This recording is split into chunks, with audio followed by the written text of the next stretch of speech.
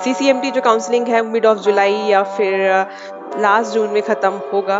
तो अभी से लेकर के मार्च से लेकर के जून तक हम ऐसा क्या करें जिससे हम कॉलेज में एडमिशन लें और वहाँ पे एडमिशन जाते ही हमें इंटर्नशिप मिले और बहुत सारे प्लेसमेंट जो स्किल्स हैं वो हमारे अंदर डेवलप हो जाए। तो इंसान फर्स्ट टाइम किसी चीज़ को फेस कर रहा है ना, तो उसको अगर वो जो काम करने जा रहा है उसको पहाड़ के समान लगता है कि बहुत डिफिकल्ट है और किस तरह से होगा, कैसे इंटरव्यू होगा, क्योंकि बहुत सारे लोग जो होंगे काफ़ी कुछ लोगों को तो इस इंग्लिश से प्रॉब्लम होगी कि कैसे इंग्लिश में इंटरव्यू होता होगा, कि हिंदी में कैसा एनवायरनमेंट होगा, क्या होगा।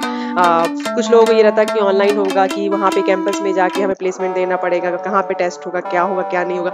बहुत सारे लोगों के स्टूडेंट्स के मन में ये बात रहती है और बहुत सारे लोग मन ही मन अपने आप से सवाल क्वेश्चन पूछते रहते हैं, क्योंकि बहुत सारा आपने कोड सॉल्व कर दिया लेकिन आपने कोई ना कोई ऐसा एरर कर दिया जिसकी वजह से आप टेंशन में हो, और आप छोटा सा एरर है लेकिन फिर भी आप एंड मौके में आपको मान लीजिए टाइम खत्म होने वाला है, लेकिन उस छोटे से एरर को आप नहीं देख पा रहे हो, तो आपके सारा लॉजिक बिल्ड करने का कोई फायदा नहीं है, क्योंकि वो रन ही नहीं हुआ और टाइम आउट हो गया।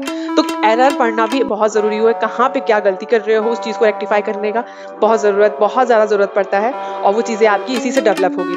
हेलो एवरीवन, मैं यहाँ पे नीलू हूँ। आज हम यहाँ पे इस वीडियो में बात करेंगे क्योंकि बहुत सारे स्टूडेंट्स हैं जिनका कमेंट मुझे बहुत आ रहा है कि उनको पता चल गया है कि उनका स्कोर क्या है, और उनको पता है कि उनका किसी न किसी एनआईटी में हो सकता है, लाइक होगा कि किसी का स्कोर लोगों को पता चल गया, अगर आसपास कहीं 500 के आसपास स्कोर है, अगर 500 से 150 थोड़ा सा ऊपर नीचे मान के चलिए अगर इतना है, तो उनको एनआईटी मिलना कंफर्म है। तो उनको इतना टेंशन लेने की जरूरत नहीं है, क्योंकि टेंशन लेने से कुछ नहीं होने वाला। या तो आपके पास दो ही ऑप्शन है, या तो आप नेक्स्ट ईयर के लिए जाइए मोटिवेट होकर के, या फिर आराम से जो भी आप एलिजिबल हैं, अगर एनआईटी पा सकते हैं तो इस टाइम पे आप इस टाइम को यूटिलाइज कीजिए। अभी आपके पास मार्च का मंथ है, अप्रैल मई जून, 4 महीने हैं आपके पास, और इन 4 महीनों में बहुत कुछ आप कर सकते हैं। जो आने वाला टाइम आपके लिए बहुत सिंपल हो सकता है और बहुत टेंशन फ्री हो सकता है। ठीक है, तो हम यहाँ बात करेंगे कि हमें ऐसे क्या चीजें करनी चाहिए। मैं यहाँ पे ये चीज आपको बताने के लिए नहीं होगी क्या करना चाहिए। मेरा मतलब ये है कि ऐसी क्या चीज थी जो मैंने अगर पहले शुरू की होती तो मेरा लाइफ और भी ज्यादा अच्छा होता, और लाइक मुझे प्लेसमेंट और भी जल्दी आसानी से बहुत ही जल्दी मिलता और मैं सेफ जोन में रहती। ये क्वेश्चन जो है वो मुझे मतलब हर स्टूडेंट के बहुत ज़्यादा पनपते होंगे उनके अंदर कि क्या कैसे क्या प्लेसमेंट होता है, क्योंकि कभी देखिए जो इंसान फर्स्ट टाइम किसी चीज़ को फेस कर रहा है ना, तो उसको अगर वो जो काम करने जा रहा है उसको पहाड़ के समान लगता है कि बहुत डिफिकल्ट है और किस तरह से होगा, कैसे इंटरव्यू होगा, क्योंकि बहुत सारे लोग जो होंगे काफ़ी कुछ लोगों को तो इस इंग्लिश से प्रॉब्लम होगी कि कैसे इंग्लिश में इंटरव्यू होता होगा, कि हिंदी में कैसा एनवायरनमेंट होगा, क्या होगा। कुछ लोगों को ये रहता है कि ऑनलाइन होगा, कि वहाँ पे कैंपस में जाके हमें प्लेसमेंट देना पड़ेगा, कहाँ पे टेस्ट होगा, क्या नहीं होगा। बहुत सारे लोगों के स्टूडेंट्स के मन में ये बात रहती है और बहुत सारे लोग मन ही मन अपने आप से सवाल क्वेश्चन पूछते रहते हैं। एक टाइम पे मैं भी ऐसी थी, मैं भी अपने मन में ही ये क्वेश्चन पूछती थी, और क्योंकि देखिए बहुत ये सब चीज़ें जो है ना आपको करनी ही पड़ेंगी, और इस आपके पास कोई ऑप्शन नहीं है, आपको लड़ना ही पड़ेगा, आपको कोडिंग करनी पड़ेगी, आपको उस लायक बनना ही पड़ेगा। और मैं आपको बता देती हूँ कि जो भी आप प्लेसमेंट बैठेंगे वो पहले कोविड के टाइम पे ठीक है थोड़ा बहुत ऑनलाइन था, कॉलेज कैंपस में भी था, लेकिन अभी फिलहाल जो है वो कॉलेज में ही, क्योंकि कोविड का ऐसा कोई सिचुएशन नहीं है, लेकिन हाँ टेस्ट तो आपके ऑनलाइन ही होंगे, लेकिन जो आपका इंटरव्यू प्रोसेस है वो कॉलेज कैंपस में होगा, जहाँ पे आपको आपका इंटरव्यू लिया जाएगा, चाहे वो एचआर हो चाहे टेक्निकल, और टेक्निकल में भी ऑनलाइन होगा लेकिन कॉलेज में ही होगा। तो इस तरीके से प्लेसमेंट होते हैं और उसके लिए आपको प्रिपेयर होना है। ठीक है, तो अभी आपके पास 4 मंथ है और आप प्रिपेयर हो सकते हो। मैं जो बात ये बोलना चाहूंगी कि अभी आपको क्या करने की जरूरत नहीं है वो है टेंशन। आपको टेंशन नहीं लेना। अगर आपका स्कोर फिर 500 के आसपास है ना, तो आप टेंशन मत लीजिए। अगर आपका मन है फिर भी नेक्स्ट ईयर तैयारी करने का, तो आप बिल्कुल तैयारी करने जा सकते हैं, और अगर आपको एडमिशन लेना है तो आप एडमिशन ले सकते हैं, आप फ्री हो। तो मैं यहाँ पे ये चीज़ें मेन जो मेरा इस वीडियो का मेन मोटो जो फोकस है वो ये है कि मुझे बताना है कि क्या मैंने प्रीवियस मैं जो मैं चीज़ें कर सकती थी वो मुझे करना चाहिए था। इस टाइम पे यूटिलाइज जितना आप कर सकते हो उतना आपको करना चाहिए है। तो सबसे पहले मैं यहाँ पे एक चीज़ ये बताना चाहूँगी कि आपको प्लेसमेंट में जाने से पहले आपको कोई ना कोई लैंग्वेज सीखनी पड़ेगी। अगर आपको लैंग्वेज सीखनी है तो आप प्लीज़ ऑब्जेक्ट ओरिएंटेड प्रोग्रामिंग कोई सीखें, सी प्लस प्लस, जावा, पाइथन, इस तरीके के क्वेश्चन प्रोग्रामिंग सीखें। जैसा हालांकि हमें पता है कि गेट एग्जाम में सी आपने सीखी होगी, तो इसी तरीके से सिमिलर वे में सी प्लस प्लस भी है, ठीक है। तो आप सीख सकते हैं। और इसके लिए मैं आपको ये बताऊंगी कि आप कोड विथ हैरी एक चैनल है जहाँ से मैंने सी प्लस प्लस अपने टाइम एमटेक टाइम पे सीखा था। आई मीन जब मेरा काउंसलिंग सेशन चल रहा था उस टाइम पे मैं कोडिंग कर रही थी और मैंने हैकर रैंक में कोडिंग स्टार्ट किया था। तो वो मेरे लिए बहुत बेनिफिट रहा था। प्लेसमेंट टाइम में थोड़ा सा मुझे कॉन्फिडेंस था कि हाँ हाँ होगा होगा, ये चीज़ें थी। लेकिन अगर मैं और जल्दी स्टार्ट करती तो और भी बहुत कुछ होता, क्योंकि सिर्फ मैंने वो जो मेरा counselling session result get get result का जो सेशन टाइम था और जो काउंसलिंग से लेकर के जो बीच में जो भी टाइम था मेरे पास बहुत ज़्यादा था, लेकिन मैंने टेंशन में इतना नहीं किया। सिर्फ 1 या 2 मंथ ही मैंने कोडिंग, सिर्फ मुश्किल से 1 मंथ ही कोडिंग की थी उस टाइम पे। तो आपको पूरा का पूरा टाइम यूटिलाइज करना है, आपको मेरी तरीके से गलती नहीं करनी है। और उसके लिए आपको सबसे पहले क्या करना है, सबसे पहले आपको जाना है गूगल ब्राउजर में और वहां पे सर्च करना है, क्या आपको वहां पे कीवर्ड डालना है 30 day code challenge of hacker rank, ठीक है। ये आपको लाइन डालनी है और मैं यहाँ पे लिंक शेयर कर दूंगी, आप वहां पे क्लिक करिए और एनरोल करिए। और 30 दिन का वो चैलेंज होता है, उसको लीजिए और बहुत अच्छे से कोडिंग करिए, अपने लॉजिक से क्वेश्चंस को सॉल्व करिए। आपको अगर थोड़ी बहुत शुरू शुरू में आपके ऐसा होगा कि आपको 1 स्टार मिलेगा, आप कुछ नंबर ऑफ क्वेश्चन सॉल्व करेंगे तो आपको 1 स्टार मिलेगा, उसके बाद 2 स्टार, इस तरीके से आप प्लीज 5 स्टार तक करने की कोशिश करिए। अगर आपने 4 स्टार और 5 स्टार कर लिया, इसका मतलब ये है कि आप आउट ऑफ स्टैंडिंग है लर्निंग के लिए, मतलब आप बहुत अच्छा लर्न कर रहे हो, बहुत अच्छा ग्रो भी कर रहे हो। आगे चल के आपके लिए बहुत सारा बेनिफिट्स होने वाले, क्योंकि मैं ये नहीं कह रही हूँ कि जो हैकर रैंक में आप जो प्रैक्टिस करोगे वो एग्जैक्ट क्वेश्चन प्लेसमेंट में आएंगे, ऐसा मैं नहीं कह रही हूँ। लेकिन जो आप उसमें एफर्ट डालोगे, जो एरर आएगी, जो आप एरर को रेक्टिफाई करने की जो मेहनत करोगे, यहाँ से वहाँ भटकोगे, वहां से यहाँ देखोगे जाओगे, जो समझोगे कि मैंने ऐसा गलती की, ओ मुझे ऐसा नहीं करना चाहिए था, यहाँ पे ये चीजें हैं, यहाँ मुझे ये डिक्लेयर करना, तभी ऐसा नहीं होता। तो ये सारी चीजें जो है वो गलती की, जो एक तरीके से जो आप सोचोगे कि अरे ये मुझे करना है, ऐसे में ऐसी गलती हो जाती है, तो वो बहुत इंपॉर्टेंट है। उस गलती से ही आप बहुत ज्यादा सीखोगे। तो ये आपको चैलेंज लेना है और ये चैलेंज जो है वो आपके एफर्ट्स को आपका जो पूरा रिटर्न है ना वो 100% मिलेगा प्लेसमेंट टाइम में। क्योंकि छोटी छोटी बात, क्योंकि बहुत सारा आपने कोड सॉल्व कर दिया लेकिन आपने कोई ना कोई ऐसा एरर कर दिया जिसकी वजह से आप टेंशन में हो, और आप छोटा सा एरर है लेकिन फिर भी आप एंड मौके में, आपको मान लीजिए टाइम खत्म होने वाला है, लेकिन उस छोटे से एरर को आप नहीं देख पा रहे हो, तो आपके इतना सारा लॉजिक बिल्ड करने का कोई फायदा नहीं है, क्योंकि वो रन ही नहीं हुआ और टाइम आउट हो गया। तो एरर पढ़ना भी बहुत जरूरी है, कहाँ पे क्या गलती कर रहे हो उस चीज को रेक्टिफाई करने का बहुत ज्यादा जरूरत पड़ता है। और वो चीजें आपकी इसी से डेवलप होगी। सबसे पहला मेरा रिकमेंडेशन ये रहेगा, जिनको लैंग्वेज आती है तो वो 30 डे चैलेंज ले, कोड ले। और जो लोग का अभी कोडिंग का मतलब जो लैंग्वेज उनको डिसाइड नहीं हुआ है कि कौन सी लैंग्वेज उनको करनी, तो प्लीज आप डिसाइड करके और कोड विथ हैरी चैनल में जाइए, वहां पे आप सीख सकते हो। मैंने अपने टाइम में C plus plus code with Harry channel से ही सीखा था, क्योंकि वहां पे बहुत लॉजिकल थ्योरेटिकल चीजें नहीं होती, वहां पे प्रैक्टिकल और लॉजिकल वे में बताते हैं। तो वो मुझे बहुत सही लगा था, वो चैनल मुझे बहुत सही लगा था, मैंने वहीं से चीजें सीखी। इसके बाद जब 30 डे कोड चैलेंज है उसको आप प्लीज करिएगा। और जो भी आपका 3 स्टार 4 स्टार जितना भी आपका स्टार आता है, क्योंकि आप जैसे जैसे आप क्वेश्चन करोगे ना वो स्टार उसी पे डिफाइंड होगा, ठीक है। तो ज्यादा से ज्यादा 30 डे, अगर 30 डे चैलेंज में आपने 30 में से 30 क्वेश्चन प्रैक्टिस किया और किए तो आपको 5 स्टार मिलेगा। तो प्लीज आप मुझे मेरे मेल आईडी में, जो आपको पता है मेल आईडी में यहाँ पे डिस्क्रिप्शन बॉक्स में लिख दूंगी, तो वहां से आप मुझे मेल आईडी कर सकते हो। और हम मतलब एक तरीके से ये होगा ना कि आप अपनी खुशी मना रहे हो उस चीज का कि हाँ आपको इतना मिला है, एक तरीके से आपने आपको रिवॉर्ड दे रहे हो, तो आप मुझसे शेयर कर सकते हो स्क्रीनशॉट। और ये हो सकता है कि मैं भी उस चीज को देख के खुशी हो जाऊं कि हाँ आप यहाँ पे मेहनत कर रहे हैं। तो ये 30 डे कोड चैलेंज हो गया, ये आपको करना है। दूसरी चीज जो आपको करनी है वो है इंटरव्यू और प्लेसमेंट से रिलेटेड आपको प्रिपरेशन पे ध्यान देना है। जैसे आपने 30 डे कोड चैलेंज कर लिया, उसके बाद आपको क्या करना है, इंटरव्यू प्रोसेस वाला जो फोकस होकर के जो मटेरियल है ना, कि उसी टाइप के क्वेश्चंस पे, उसी टाइप के मटेरियल पे आपको फोकस होकर के ध्यान देना है और पढ़ना है और लर्न करना और प्रैक्टिस करना है। तो इसके लिए मैं आपको रिकमेंड करूंगी कि आप क्या करें, जैसे कि इस टाइम पे मैंने बहुत सारे, इवन मैंने नहीं, मैंने बहुत सारे जो मेरे क्लासमेट्स थे उनको मैंने देखा है चीजें करते हुए। तो आप क्या कर सकते हैं, जैसे कि फॉर एग्जाम्पल मैं आपको एक यहाँ पे डेमो देना चाहती हूँ। फॉर एग्जाम्पल आप यहाँ पे स्क्रीन पे देख पा रहे होगे कि मैंने यहाँ पे लिख रखा है कंपनी का एक क्वेश्चन जो मैंने इंटरव्यू प्रोसेस था, ये इंटरव्यू और टेक्निकल इंटरव्यू राउंड जो होते हैं उस चीज़ का, कंपनी का जो पूरा रिक्रूटमेंट का जो प्रोसेस था, तो उसमें ये क्वेश्चंस पूछे गए थे। तो मैं यहाँ पे आपसे शेयर करूँ, एक तरीके का डेमो है ये, इस बेस पे मैं आपको बताऊंगी कैसे क्या आपको करना है। तो सबसे पहले यहाँ पे क्या होगा कि आपको दिख रहा होगा स्क्रीन पे कि किस तरीके के पहला जो हमारा टेक्निकल इंटरव्यू, सॉरी टेक्निकल जो राउंड है उसके लिए हमें क्या करना होता है कि पहले उन्होंने दो पार्ट्स में सेक्शन डिवाइड कर रखे थे। पहला पार्ट ये था जिसमें ऑब्जेक्टिव क्वेश्चंस करने थे। ऑब्जेक्टिव में 50 क्वेश्चन थे, जिस तरीके के गेट के क्वेश्चंस आते हैं ऑब्जेक्टिव वाले वैसे ही सीधे क्वेश्चन से, तो वो आपको करने हैं। अब ये हो सकता है कि minus marking company company very करता है कि माइनस मार्किंग होगा कि नहीं होगा।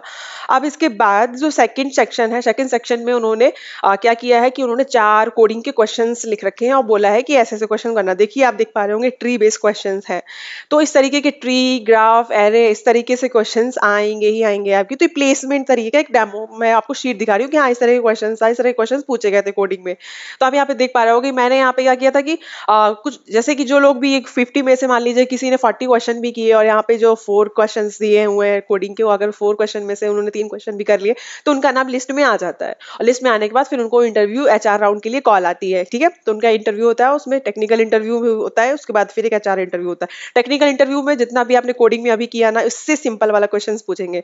लाइक जैसे कि उप्स क्या है, उप्स कॉन्सेप्ट क्या है, और इनहेरिटेंस जो उसके अंदर उप्स के अंदर आते हैं वो सब सारी चीजें पूछेंगे। उसका एक कोड भी लिखवा सकते हैं। तो वो सारी चीजें इस तरह से पूछ सकते हैं। तो वो सब आपको ऑनलाइन मटेरियल बहुत जगह है मिल जाएगा। लेकिन आपको यहाँ पे ध्यान ये देना है कि सबसे पहले आपको यहाँ पे क्वेश्चन की सॉल्व करने की एबिलिटी अपने अंदर डेवलप करनी है कि कौन से क्वेश्चंस हो सकते हैं, किस पे हमें ध्यान देना है। और जो हमारी लैंग्वेज है, वो लैंग्वेज जो है वो कितने आप उस पकड़ लेते हो, मतलब कितने आपकी पकड़ है उस लैंग्वेज में, वो चीज आपको यहाँ पे बहुत अच्छे से आनी चाहिए। तो आप जितना, क्योंकि अगर आप इतने थोड़ा बहुत इतना जितना जितना मतलब 30 डे कोड कोड वाला चैलेंज ले लिया, और ये वाला जो क्वेश्चन जो इस तरीके से आपने प्लेसमेंट वाला जो देखिए 30 डेज वाला तो आपका 30 या फिर 40 डेज में खत्म हो जाएगा, ठीक है। लेकिन ये जो अब मैं आपको बता रही हूँ प्लेसमेंट वाइज, ये आपका 7 से 8 महीना चलेगा। आप ये नहीं बोल सकते कि ये तुरंत तैयार हो गया, क्योंकि इसके लिए आपको क्या करना पड़ेगा, इसके लिए आपको जीएफजी में जाना है। और वहां पे क्या कीवर्ड आप गूगल ब्राउजर पे लिखिए आर्काइव और जीएफजी, और प्लेसमेंट आर्काइव जीएफजी ऐसा कुछ लिख दीजिए तो आ जाएगा। मैं आपको लिंक शेयर कर दूंगी, तो आप वहां से जाइए। वहां पे आप देखेंगे कि बहुत सारे कंपनी के जो नाम है वो सारे गिवन है, जैसे अमेजोन हो गई, गूगल हो गई और माइक्रोसॉफ्ट हो गई, इस तरीके की बड़ी बड़ी जो कंपनियां हैं, डीशा हो गई, इस तरीके के सारे नाम और उस कंपनी से किस तरीके, कैसे, कहाँ कहाँ किस किस एनआईटी में क्वेश्चन पूछे गए हैं, कहाँ किस तरीके का सारा कुछ उसमें गिवन है। और उसमें मस्ट डू क्वेश्चन है। मस्ट डू मतलब जो आपको कर ही लेने हैं, मतलब कि ये जो आप क्वेश्चन सॉल्व करोगे उससे रिलेटेड कॉन्सेप्ट वाले क्वेश्चंस आएंगे ही आएंगे, वो सारी चीजें इसमें गिवन है। तो आपको ध्यान देनी है, वही वही क्वेश्चंस को पहले कर लेना है, बाद में आप दूसरा अप्रोच करें। लेकिन मेरा मानना है कि आप जितना मस्ट डू क्वेश्चन भी आप करोगे ना, तो आपको एक क्वेश्चन में ऐसा हो सकता है कि आपको पूरा 1 दिन लग जाए सॉल्व करने में, या फिर पूरा 2 दिन लग जाए, या फिर 3 दिन भी लग सकता है। क्योंकि मेरे केस में ऐसा हुआ है कि मेरा एक क्वेश्चन जो है वो मैं 2 दिन से सोच रही हूँ कि कैसे कैसे सॉल्व होगा। हाँ, ये हो सकता है कि आपको सॉल्यूशन ढूंढे, सॉल्यूशन मिल सकता है, लेकिन आपको यहाँ पे क्या करना है, आपको यहाँ पे अपना लॉजिक बिल्ड करके क्वेश्चन करना है। थोड़ा बहुत आप डिस्कशन मोड में जाके डिस्कस कर सकते हो, अपने फ्रेंड से डिस्कस कर, या फिर किसी ऑनलाइन जो पोर्टल में ग्रुप्स होते हैं, जहाँ ग्रुप होते हैं जहाँ पे लोग कोडिंग करते हैं, वहां पे डिस्कस कर सकते हो, वहाँ पे क्वेश्चंस भेज सकते हो, वहाँ पे एरर पूछ सकते हो कि ये आ रही है मुझे क्या डिक्लेयर करना चाहिए, कौन सा फंक्शन करना चाहिए, क्या, वो सारी चीजें आप डिस्कस कर सकते हो। लेकिन आपको अपने मन से बनाना है, ठीक है।